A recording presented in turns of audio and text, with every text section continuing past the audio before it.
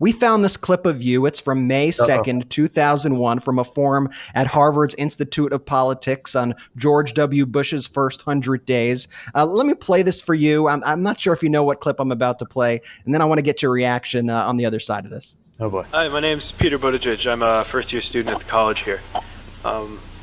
It's my understanding from generations older than mine that most of the people in them who went into public service did so out of inspiration for a grand figure who was usually the American president. As we've discussed, it seems that the presidency has now evolved into what's called the MBA White House, or the corporate model. I mean, among presidents, comparative obscurity. I guess my question is somebody who loves being here in the shadow of President Kennedy, and who, if I weren't here right now, would be at home watching my favorite show, The West Wing.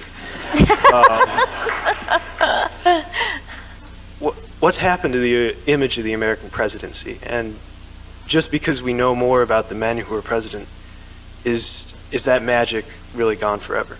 First off, you've always been the same person. I could see you've always been absolutely brilliant from a young age, and I'm so impressed just watching that. But I wanted to turn the tables on you now. You actually being in a presidential administration, how would you answer your own question to yourself? Do you think that the magic of the American presidency is still there, or do you think that luster is gone?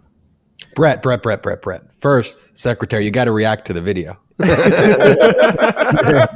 then I need you taking me deep down memory lane. Also just realizing those sideburns never quite came in the way I thought they were gonna. You and me both, Pete. You and me both.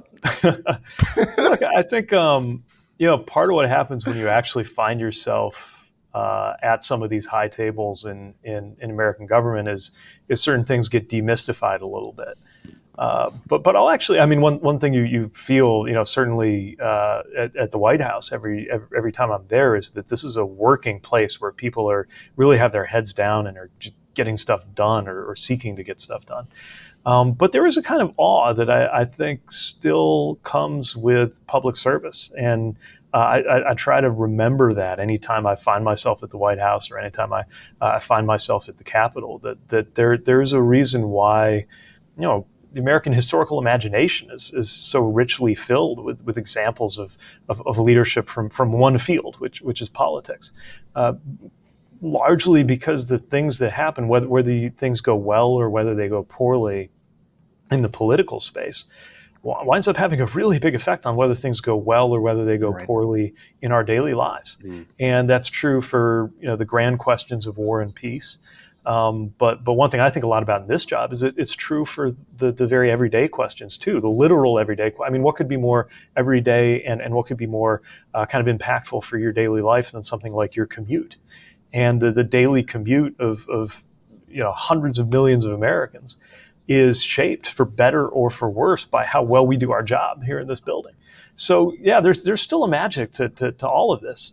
Maybe a little less mystery, but if anything, a little more magic when you realize the impact you can have with even the most seemingly arcane,